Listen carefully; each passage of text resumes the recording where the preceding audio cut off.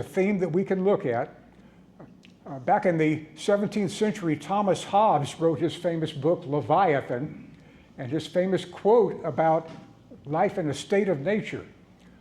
The life of man without government, without Leviathan, would be solitary, poor, nasty, brutish, and short. Was that the way things were on the Santa Fe Trail before the US government firmly stepped in and became Leviathan? Maybe not. But here's an important point that this very good book makes. All the various groups involved with the trail made use of violence. They all of them, including the US Army, had their war rituals, their costumes, their preferred weapons.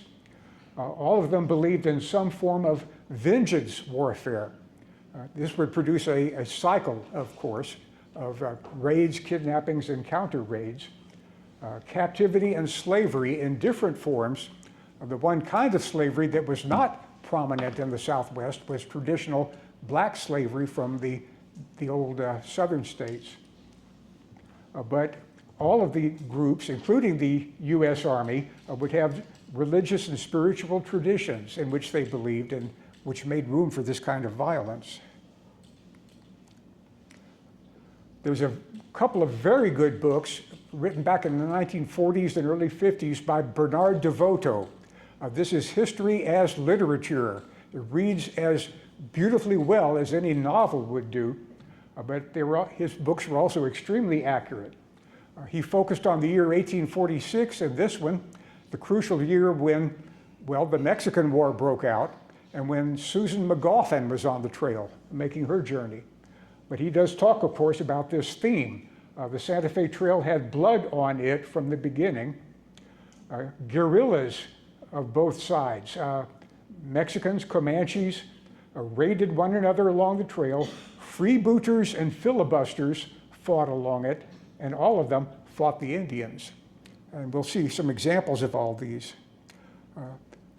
Violence might simply include robbery and murder.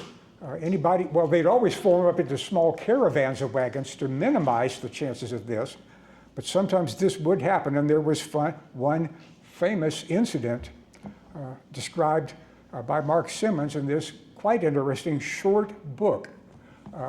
The story that you're about to hear did happen. He dug into all the documents he could find to confirm as many details as he could. And now let's take a 12-minute look at the Chavez murder in 1843. We are a few miles southeast of Lyons, Kansas, and before 1843, this bushy gully was known as Owl Creek. Draining into Cow Creek, a somewhat larger stream, a few miles away. The Santa Fe Trail proper, about 1.5 miles south of this point. After what happened here in 1843, this creek got a new name. The settlers could not pronounce the Hispanic name Chavez, and so it went through about half a dozen spellings before settling on Jarvis, J-A-R-V-I-S, and Jarvis Creek it remains today. At the beginning of April 1843, Captain John McDaniel, as he called himself, was leading his gang out of Westport, heading this way on the Santa Fe Trail. And on that same day, April 1st, the much reduced party of Don Antonio Chavez was nearing Pawnee Rock. The inclement weather, the severe storms had battered this group. Chavez must have regretted his idea of journeying so early in the season.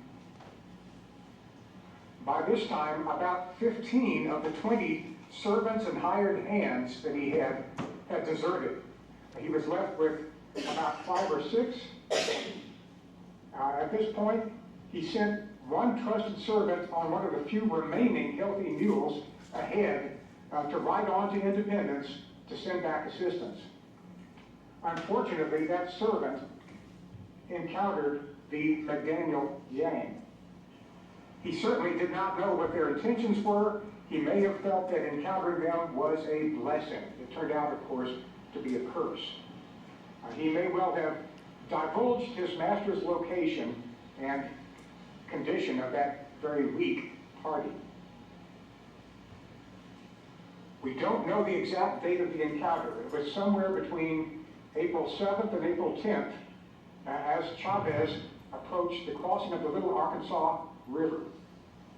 The encounter happened here at what was then known as Owl Creek, again, a bushy gully running south, crossing the Santa Fe Trail, emptying into Cow Creek. We don't know Chavez's first reaction when he learned that he was suddenly a prisoner of a gang of thugs. It could only have been a terrifying emotion.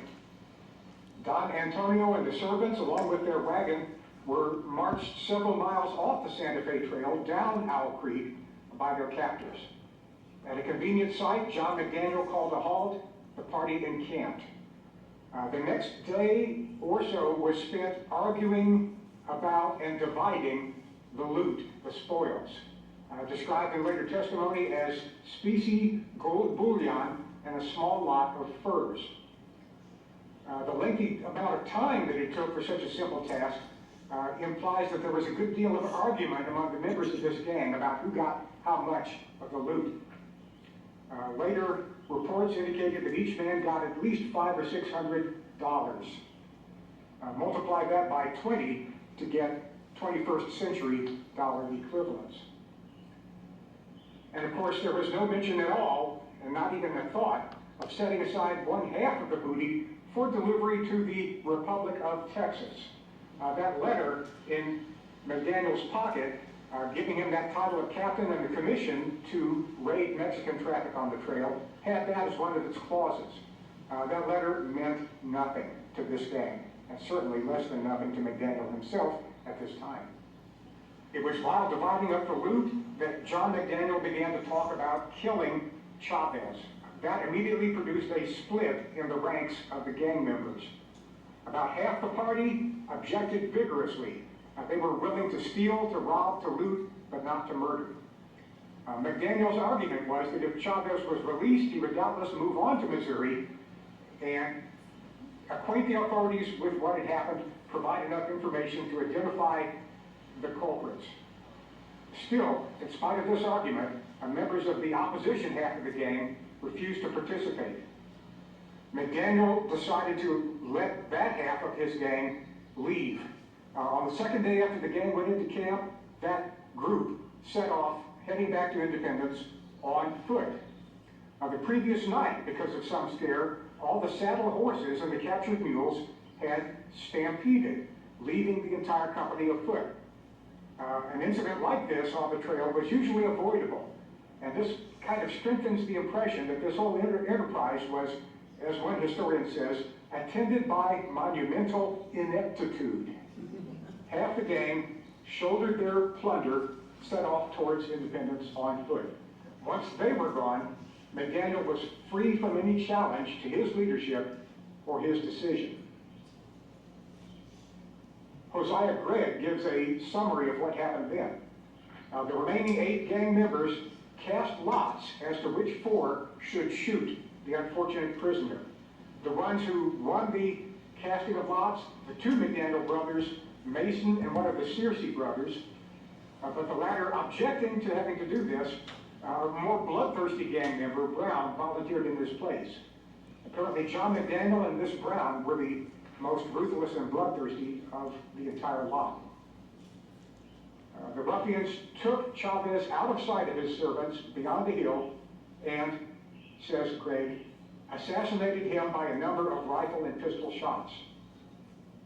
He had been for 3 days their unresisting prisoner, says Gregg, but they feared that perhaps he was too resolute to return quietly back to Santa Fe, but would follow them to the settlements and give information.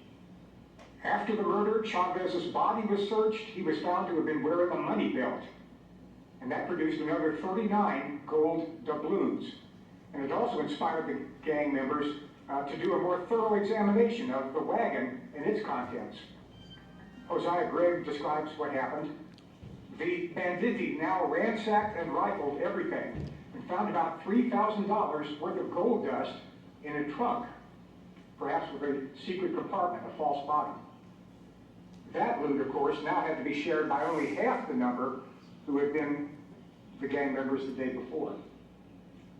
Greg goes on to say, the body of the unfortunate man, together with his wagon and baggage, were thrown into a neighboring ravine. That would be, as it was then called, Owl Creek. One thing remained to be determined: the remaining servants of Don Antonio. Their manner must have convinced McDaniel that there was no chance they would attempt to continue eastward.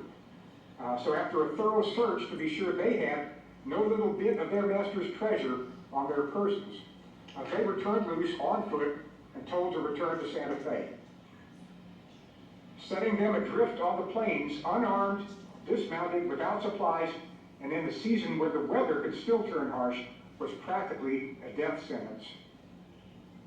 If they did not die from hunger or exposure on their way back to Bent's Fort, they would fall victim to a war party of Indians. McDaniel must have been counting on one of these events to eliminate these witnesses. The gang members now had a stroke of good luck. Some of those horses and mules that had stampeded wandered back within range of, well, grabbing their reins and recovering them. 8 or 10 horses were now available. That allowed every man a mount with a spare or two left over to serve as pack animals for the gold, the silver, the bales of fur. The gang members now returned towards Independence. They had no idea of the tempest that this vicious little escapade had set loose. Sometime after the murder, other members of the Chavez family on their trips along the Santa Fe Trail paused long enough to erect a marker in his memory at the approximate site of the tragedy. This could have been Don Antonio's brother Jose, who made almost yearly crossings to Independence during the 1840s and early 1850s. Whoever put up that stone marker had to expend quite a bit of effort. It's been described as a shaft of solid rock 7 or 8 feet tall to 2 feet wide. Carved upon its face was the single word Chavez. The nearest stone suitable for quarrying a piece like this was 10 miles away on bluffs overlooking the Little Arkansas River. The monument was taken down sometime in the 19th or 20th centuries. It may possibly be in the foundation of some farm building in the area, with its inscription turned out of sight. But in 1998, the local chapter of the Santa Fe Trail Association put up this marker.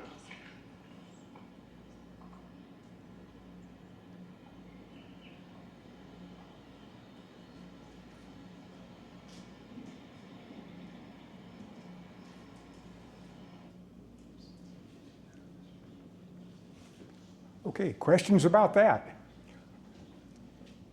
The evidence did make its way to Independence. The murderers were arrested. They were hanged. The book by Simmons gives all the details. I don't think the library has a copy, but you can find it on Bookfinder or perhaps a Kindle version.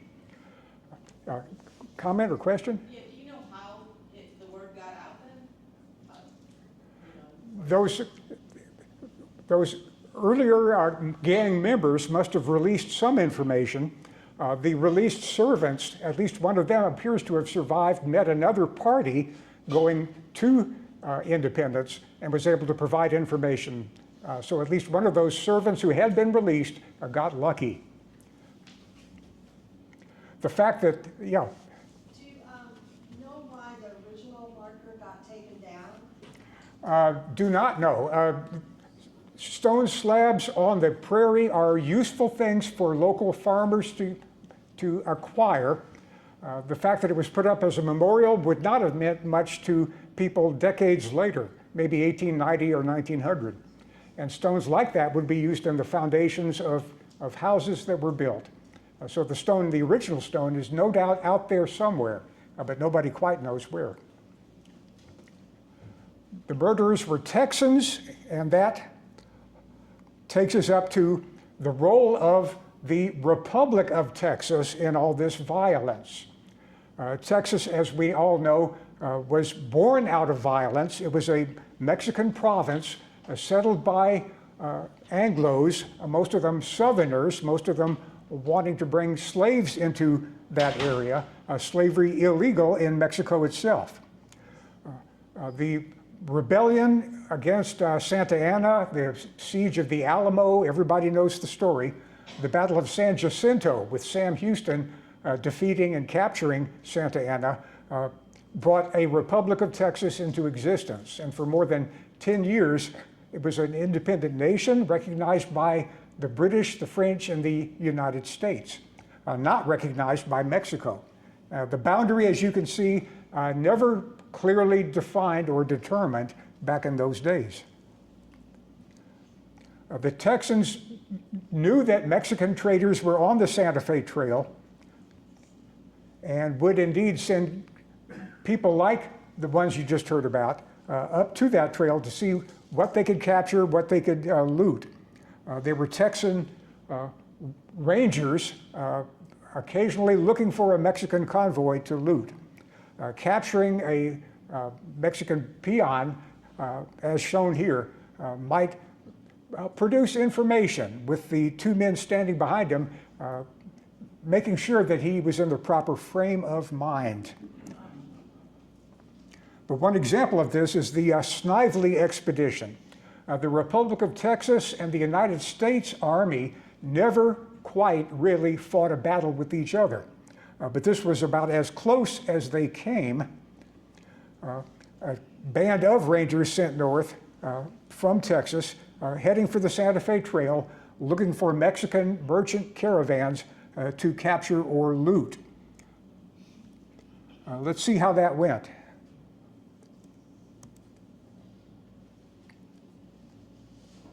We're a few miles east of today's Dodge City. The Arkansas River forms that tree line over there, even though there's not much water in that river sometimes of the year. This is no longer Jackson's Island right here. The river has changed its course a bit, but in 1843, this was Jackson's Island, a very widely used rendezvous and camping site on the Santa Fe Trail. And it was here that a famous confrontation took place between the U.S. Army and forces of the Republic of Texas. The United States and the Republic of Texas never fought a battle with each other, but this is about as close as they came. In 1843, the Santa Fe Trail was filled with rumors and information about Texas detachments looking for Mexican merchants and their trade convoys to capture and loot. Both the U.S. and the Mexican governments picked up on this information and responded by sending forces towards the trail to guard the merchants' convoys.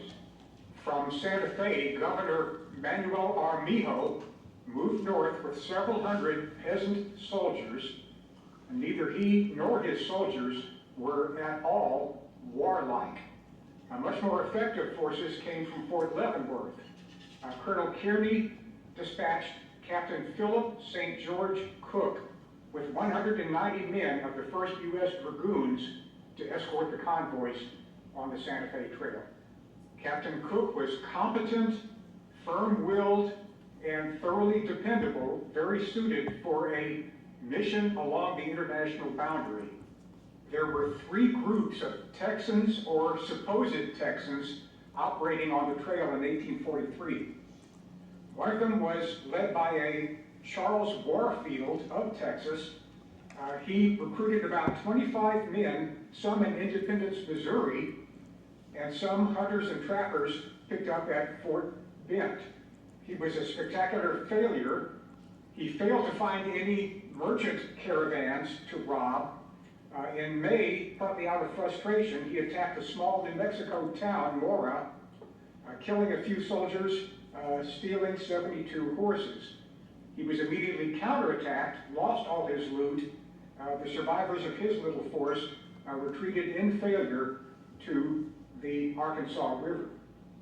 The second group operated out of Independence.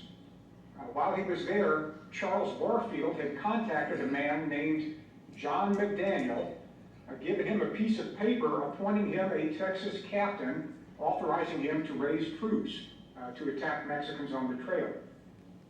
McDaniel did recruit about 16 thugs headed west on the Santa Fe Trail, ultimately to commit murder and robbery. The third group of genuine Texans was by far the largest. Jacob Snively was a Nacogdoches businessman and Texan government official. In February 1843, he requested and got permission to organize a force to capture Mexican wagons loaded with trade goods. His commission, permitting this, authorized him to raise as many as 300 men. Spoils acquired would be divided equally between the members of the expedition and the Republic of Texas. And this force had direct orders not to encroach on United States territory. Snively was able to raise 177 men, calling themselves the Battalion of Invincibles. They headed north on April 24th, 1843.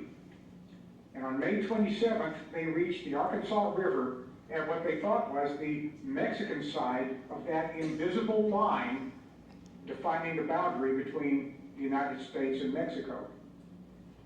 For the next month, Snively's men prowled about the Santa Fe Trail looking for but failing to find any vulnerable Mexican caravans. His one accomplishment, such as it was, came on June 20th, about 15 miles below the Cimarron crossing. The advance party of Governor Armijo's Mexican detachment, 100 poorly armed and poorly motivated New Mexico peasants, came up. Snively's men surprised them, surrounded and forced their surrender, killed a few, and then turned loose the survivors simply because they could not feed them. This did have the result of getting Governor Armijo to take his remaining 500-man force back to Santa Fe. Again, the governor was extremely unwarlike. Snively's poorly disciplined men began to bicker and quarrel among themselves. On June 28th, about 70 of them decided they'd had enough and split off, headed back towards Texas. And it was the remaining force of just over 100 men that was encountered on June 30th by Captain Philip St. George Cook and the U.S. Army.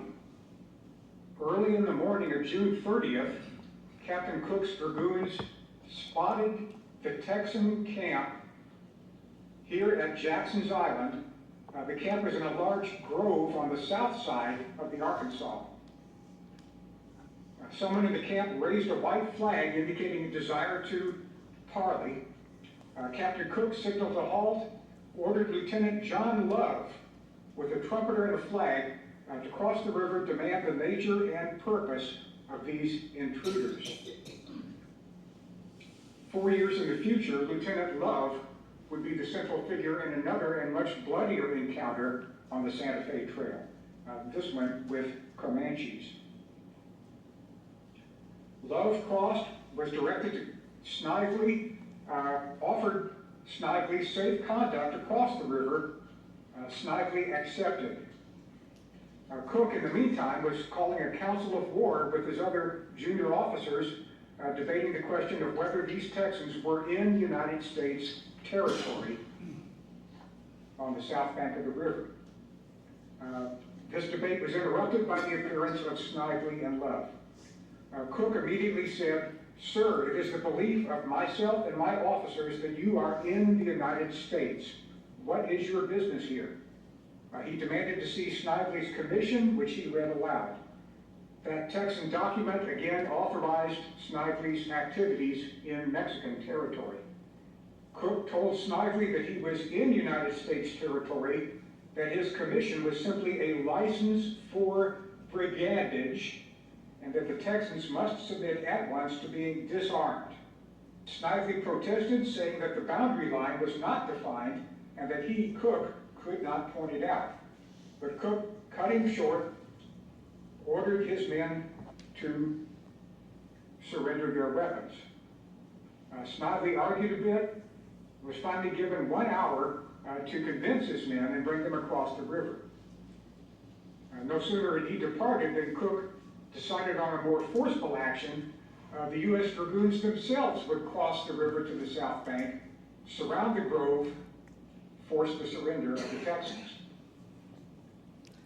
The U.S. column crossed the ford, did form line.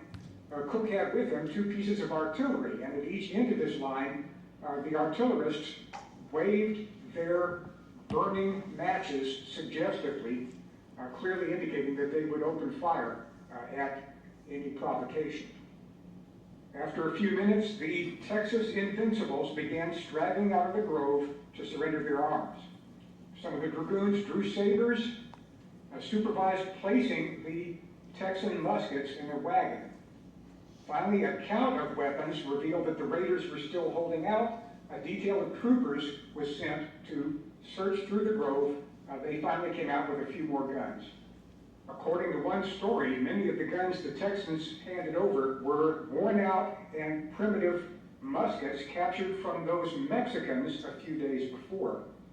The Texans themselves hiding their own personal weapons. This may or may not be the case. By mid-afternoon, this whole operation was completed. The dragoons recrossed the river. The Texans, rather grumpily, remained in their camp. The next day, July 1st, Captain Cook offered to escort back to Missouri as many of the Texans as desired it. And about 50 men, almost half of Snively's total force, accepted this offer. The other men of Snively's force would have to make their way back to Texas. Cook gave them 10 rifles in order to hunt buffalo and protect themselves from Indians on their return march. Cook now told Snively to be out of United States territory before sundown. Snively and his men mounted up, left Jackson's Island, heading away from this confrontation with the United States Army. Philip St. George Cook and his dragoons now resumed their mission of escorting convoys on the Santa Fe Trail, minus the one company which took those 50 Texans back to Independence, Missouri. Jacob Snively and his remaining 57 men, after a few more days over on the Cimarron branch in clearly Mexican territory, hoping for one last chance at a Mexican convoy, finally gave up, headed back to Texas, skirmishing with some Comanches along the way, reaching Bird's Fort, Texas on August 6, 1843, and disbanding. Their mission, a total failure.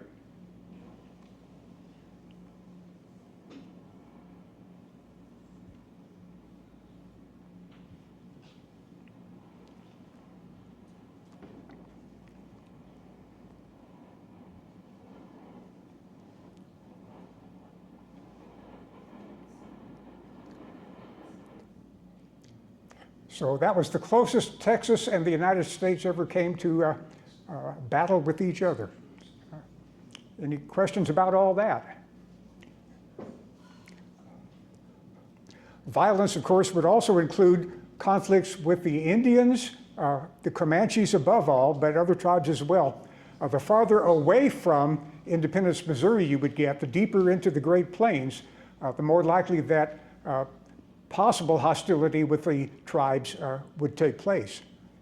The convoys that were organized on the trail, of course, had to organize themselves for self-defense when needed.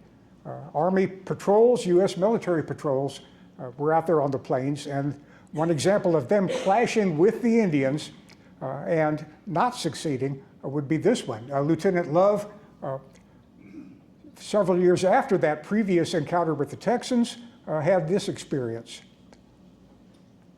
He did lead his company west from Fort Leavenworth, 12 wagons, $350 in silver coins payroll for troops in New Mexico. By this time, the Mexican War was underway. The U.S. military was in Santa Fe.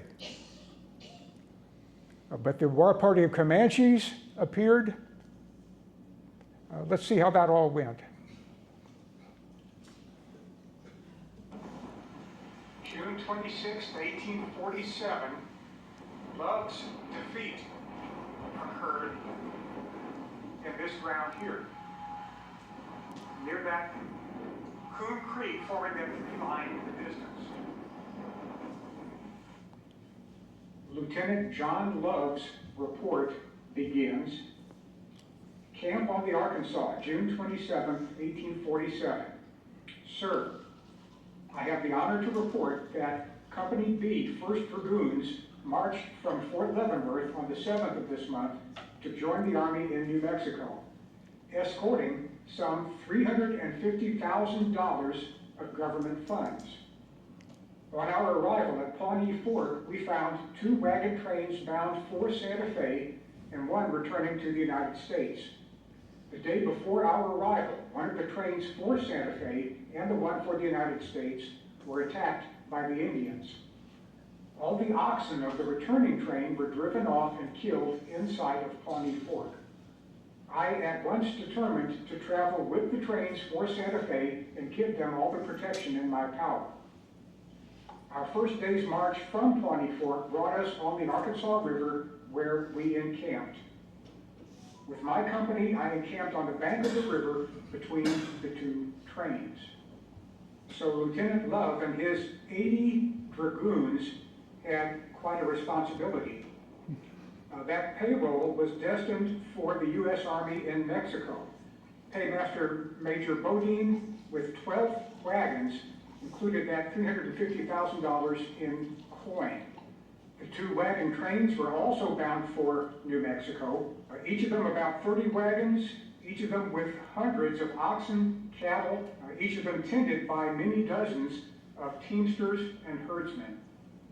Also traveling with this group was Indian agent Tom Fitzpatrick. Fitzpatrick was one of the legendary figures of the frontier, a former mountain man, scout for John Charles Fremont, guide for wagon trains, known to the Indians as Broken Hand. He had as much experience in dealing with the Indians as any man alive. He was now Indian agent for the tribes of the Southern Plains and the New Mexico area. And he too was part of this group headed for Santa Fe. On the evening of June 25th, the usual procedure for making camp was underway. The lengthy process of forming the wagons into circles, grazing and watering the herds of livestock, arranging the security for the night's camp, all of this, of course, had to be done as with every night. One of the 2 wagon trains camped out ahead of the rest. Charles Hayden, its supervisor, was apparently rather confident and arrogant, wanted to get off to an early start the next day, did not want to eat the dust of the other members of the party. The night was peaceful. Saturday morning, June 26th, began as a clear day with a gentle southerly breeze. Both of the wagon train supervisors, Hayden and Fagan, believing there was no danger, let their oxen out to graze under the eyes of the herdsmen. Lieutenant Love was surveying the area with his telescope when he heard some war whoops coming from the direction of Hayden's camp. A group of mounted Comanches seemed to rise up out of some tall grass nearby, while others charged from the ravine over near Coon Creek. The next day, the members of the party saw the depressions in the ground covered by high grass, into which the Indians had moved in the hours of darkness, getting their horses to lie down so that they could make that sudden appearance the next morning. Something like 300 Comanches rode among the animals, lancing several of the oxen, stampeding the entire herd. Seeing this, Lieutenant Love hurried back, prepared to order his dragoons to pursue the Indians. But just then, 200 more Comanches appeared south of the Arkansas River, directly across from the Dragoon camp. Clearly, they would storm that camp if the Dragoons moved out to the opposite direction. Lieutenant Love's main responsibility was to guard the payroll. He made a quick decision, keeping most of his Dragoons around the camp to protect the paymaster's wagons. He ordered Sergeant Benjamin Bishop to take 25 mounted men in pursuit of the original raiders to try to bring back the stolen oxen. Sergeant Bishop's detachment galloped out, crossed Coon Creek, expected many dozens of the herdsmen to mount up and accompany him. They did not. When Sergeant Bishop's 25 dragoons formed line, drew their sabers, and charged the Indians, they were outnumbered something like 10 to 1. The fight lasted perhaps 20 minutes. Lieutenant Love's report says, the Indians swarmed in from all directions and completely surrounded Sergeant Bishop's platoon. He charged fearlessly among them, but our horses, being fresh and unaccustomed to the yells of the Indians and the shaking of blankets, all done to frighten the horses, could not be held by the riders. So great was the number of Indians that all hope of cutting a way through to the oxen was abandoned. When Sergeant Bishop ordered retreat, 5 soldiers had been killed, 6 wounded, including the sergeant himself. The survivors galloped back to the camp. Later, it was seen that the Comanches had scalped 3 of the fallen soldiers, cut the throat of one, sliced off the ears of the last. The dragoons estimated perhaps a dozen Comanche casualties altogether. As always, the Indians carried away all of their dead and wounded, and so no accurate count was possible. After the attack, Lieutenant Love had all members of the party camped together for protection. They remained at their campsite for the next 5 days, allowing the wounded to recover sufficiently to be moved. Farther on down the trail was abandoned Fort Mann. That would be a refuge, and on July 2nd, Lieutenant Love and the entire party moved on there.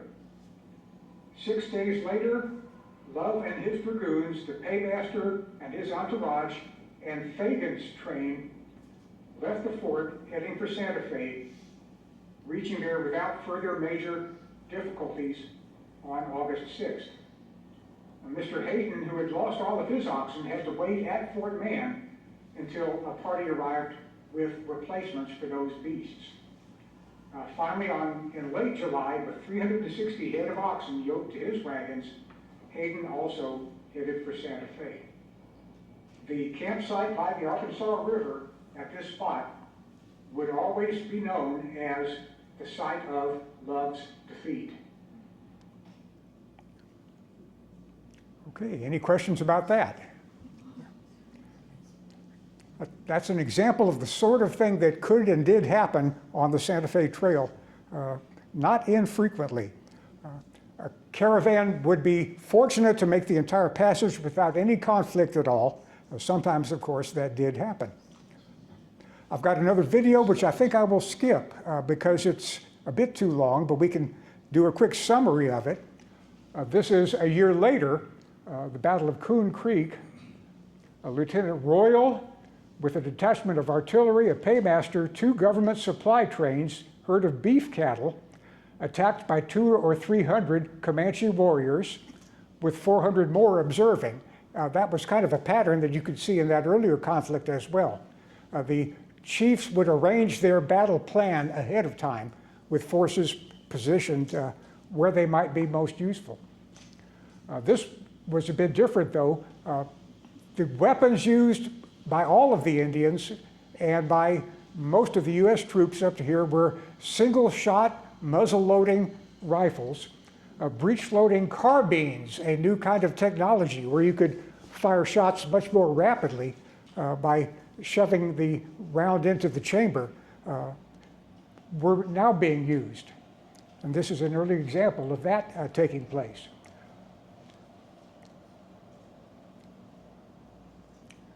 But that battle was a success for the U.S. troops. Livestock had been stolen.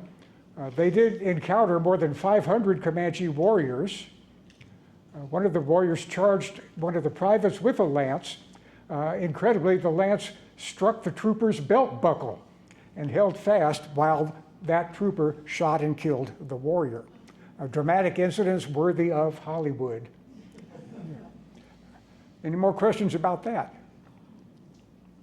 Yeah. So it seems like the Indians weren't really trying to necessarily kill people, but to get the livestock. Is that accurate? That is it. The Comanches and the tribal culture at that time did not focus on large-scale killing. These were raids intended to capture as much as possible, like livestock, while losing as few men as possible. The tribal culture was one in which every individual was a very highly skilled warrior. You could think of it as a whole culture where even though small in numbers, they were the equivalent of commandos, let's say. But they also had the view that their numbers were small. They did not relish the thought of taking heavy casualties. So raids, yes. Battles to seize and get away with livestock or other things, yes. Set piece, big battles with heavy casualties, not part of Native American culture on the Great Plains. So that was the kind of mentality that you had to keep in mind when dealing with the tribes, yeah. Well, also the people coming down the trail were taking their land. The people coming down the trail were taking their land. The merchants traveling on the trail were not there to occupy it. They were there to make use of it, passing through. The full-scale taking of the land would be in future decades, and that would become a central point, of course, in the conflicts with all the Plains tribes going on into the 1860s and 70s. But as of this particular point, taking the land was not a major issue. Passing through it with very vulnerable, as the tribes might have thought, items would be a factor. I did show you the video of Fort Larned the last time. Here's another quick glimpse at that. This was built out on the Great Plains with the intention of providing a garrison that could make the kinds of patrols that we've been looking at here. And many of them have been based there. I think I sent you, or for those of you who have requested emails, I've sent you the National Park Service brochure describing Fort Larned. The Indian Bureau was there.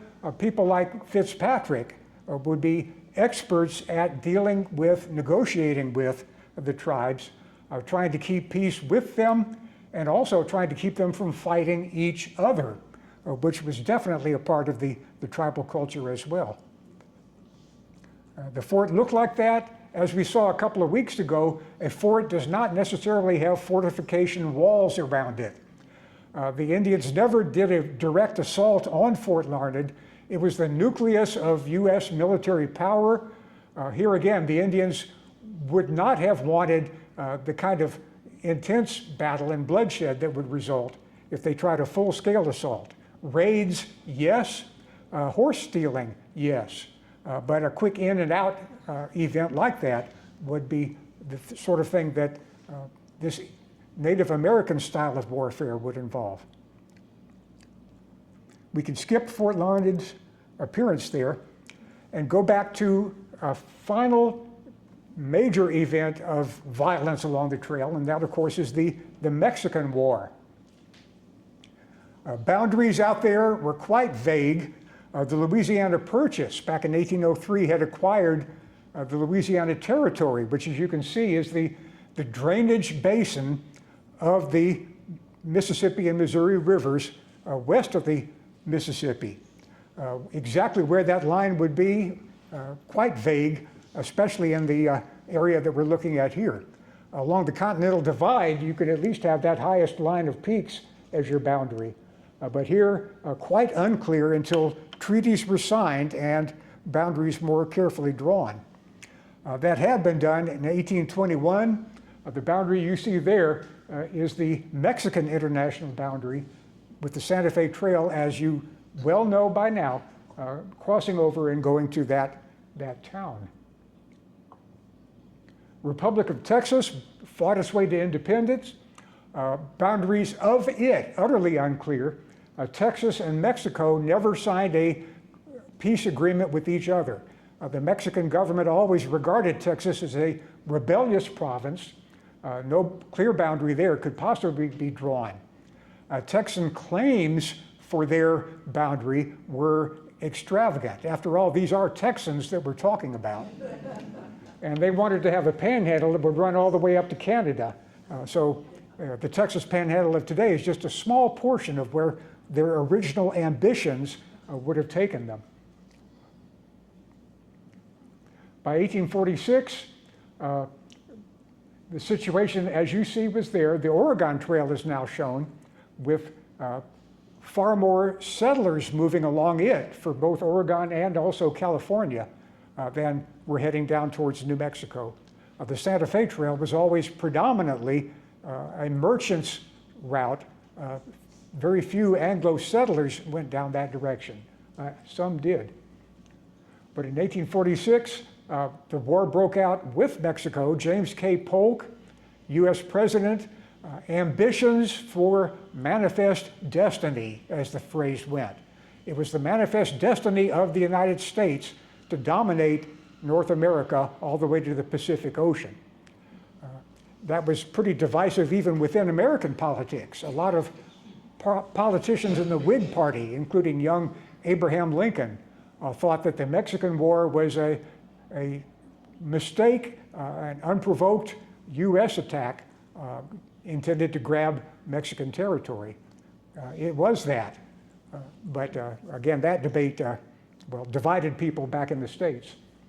But the war did break out, clashes down there on the Nueces River. By this point, the Republic of Texas was history. It had been brought into the United States as a state without clear-cut boundaries on its western side.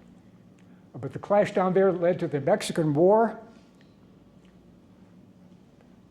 James K. Polk was a one-term president, perhaps the most successful in our history.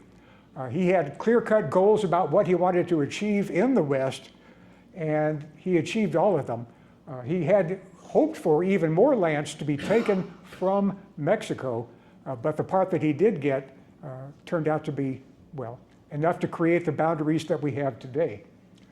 In the Northwest, the Oregon boundary with the British and Canada was arranged peacefully, no war with Queen Victoria's British Empire.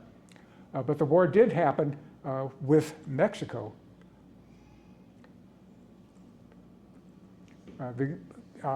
Wikipedia, of course, gives a nice little summary of it. This was not a lengthy war, 1 year, 8 months, taking place in the areas we've seen there, resulting in a peace treaty giving today's American Southwest to the United States, and also putting an end to that conflict between Mexico and Texas. Small armies by later standards. Zachary Taylor down in Texas itself, an army of only 8,000 well-trained troops. Larger but more poorly trained Mexican troops had to face him. The much bigger army under Winfield Scott, perhaps the best American general of the 19th century. Winfield Scott, the man who tutored and taught people like Robert E. Lee, Ulysses Grant, and other young officers. But Scott led his force in an amphibious landing at Veracruz, fighting his way into and capturing Mexico City. For the Santa Fe Trail, the force we're looking at is Stephen Kearny, 1,500 troops, some regular Army troops, and the regular Army was quite small. The rest hastily raised volunteers. The U.S. regular Army had to get used to dealing with these amateur soldiers brought under military discipline. It was a tricky thing to do. And of course, in the Civil War, the same thing happened on a far greater scale. But could an army of 1,500 men conquer the entire Southwest? The answer, it turned out, was yes. Kearny led his troops along the Santa Fe Trail. By the way, merchant travel, even during this war, continued. And a short distance behind Kearny's main army was the caravan, including Susan McGoffin and her husband, heading west, doing business with the Mexicans, even at this period. When they got to Santa Fe, it had just become a part of, well, had just been occupied by Kearny's U.S. Army. As you can see, he then went all the way over to San Diego. There was no battle fought, as we're about to see, to capture Santa Fe. Governor Armijo was talked into surrendering peacefully. But all this is a part of American military history in general. Back in the 90s, this chart appeared in Army Times magazine. And it's extremely revealing, and you could teach an entire course on American military history by looking at this and at the extension on down to the present day. You note the difference in time scales here. Before the Spanish-American War, the increments are only 5,000 men each, and the armies were all small. Well, except, of course, for the Civil War. 5,000 man increments up to here, 100,000 man increments up to here, and only when you get to World War I and II do you get 10 million and more. So the scale of armies was very much smaller in these earlier days. Regular armies always kept small. The United States of America inherited the British tradition of not liking big standing armies and not trusting big standing armies. That was definitely a part of British culture. And at OLLI next semester, I will be teaching an 8-week class which deals with, well, where that attitude came from. The 1640s, the English Civil War between king and parliament saw a large standing army being created in England for the first time, Oliver Cromwell being England's one and only military dictator. But once that period was over and the kings were back on their thrones, the British realized that they did not like and did not want big standing armies. All that will be covered in next semester's class. Americans inherited that attitude. They wanted a regular army, small, highly trained at West Point, but in case of need, volunteers would flock to the colors as they did and produce all the manpower necessary. Yeah. Where is the class taught? Is it back at the library that you're talking Oh, about? this OLLI class will be taught in the M2 building in downtown Champaign. It's about a 3-minute drive from right here. And you're all invited to join OLLI. Just Google OLLI UIUC, and it'll show you our local OLLI chapter. It's the Osher Lifelong Learning Institute, and it's all the good parts and none of the bad parts of either taking or teaching a class. By the way, the things I'm doing for you guys here are OLLI reruns.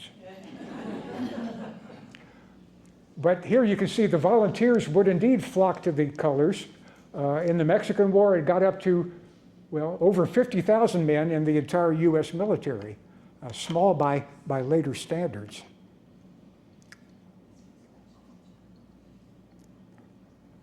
But that was this conflict that produced such a successful result for the U.S.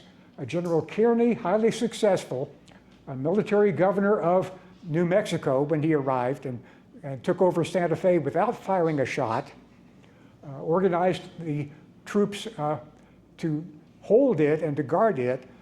More batches of troops were being brought out from Missouri, and he would take the troops that he began with, heading on west and bringing California into the Union.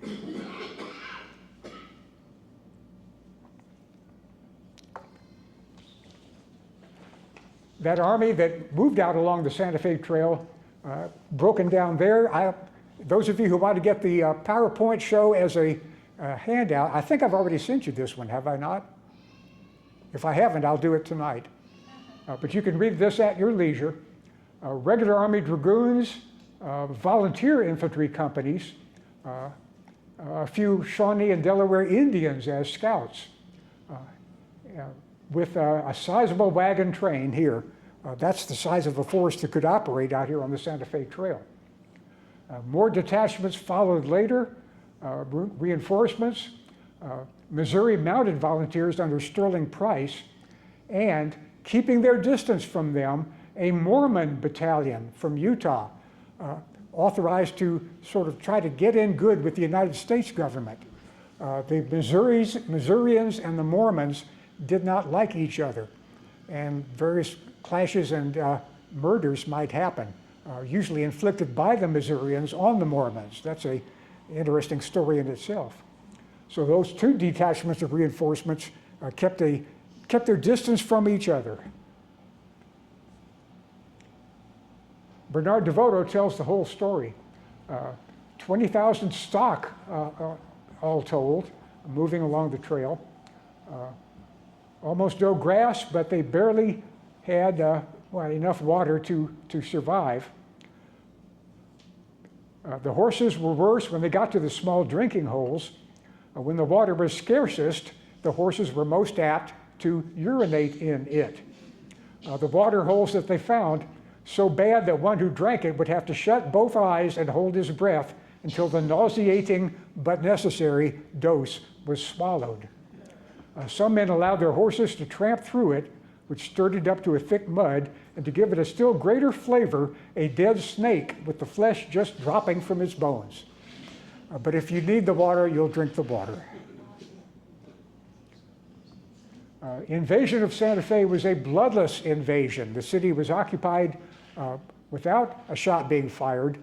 Kearny issued a proclamation in Spanish assuring the local people that their rights and their religious faith would be protected, which indeed was correct. So again, Santa Fe fell into the United States' hands at this time. The details of it are described here. Polk had instructed them to take New Mexico without firing a shot, and that was indeed done. There was a rebellion that happened a month or two later after the main force had moved on towards California. So there was indeed some bloodshed that did take place, but it was not a tremendously large operation. It did involve the death of a name that we've heard before, Charles Bent, one of the brothers who founded Bent's Fort. The uprising in Taos did result in his death. All of this is described in this excellent book by Bernard DeVoto. This one and his other volume, Across the Wide Missouri, are masterpieces of literature. This one deserved the Pulitzer Prize. This one focuses on the mountain men and their way of life. So if you want to get the full flavor of what life was like on the Santa Fe Trail and on the regions affected by it, these are the books to read.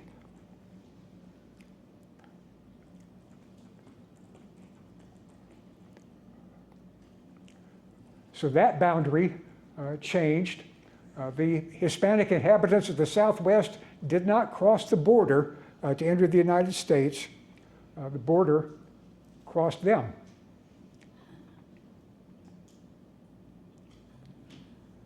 And by the 1850s, again, what this map shows is the area in which the remaining nomadic tribes of the Great Plains, the Comanche, the Arapaho, the Cheyenne, the Kiowa, and the Sioux, each had their area of dominance. These people passing through the plains were one thing. Settlers moving in to take their land away from them was another thing. And as you well know, the famous clashes with all of those tribes resulted in the ending of their way of life, but not after such events as Custer's Last Stand took place.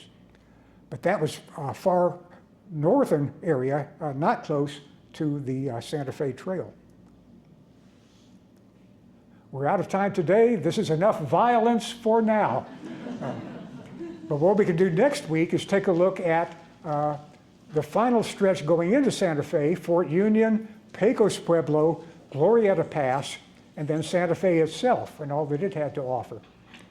The Civil War took place along the Santa Fe Trail, and in November we will have here, in effect, 2 more sessions of this course separated out because they're sort of a self-standing topic.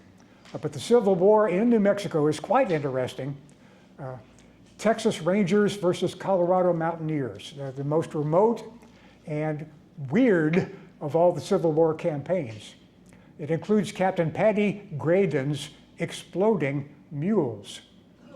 And if you want to find out what that's all about, you'll have to come to the November classes. So we're done for today. Let's go to Santa Fe next week. Okay.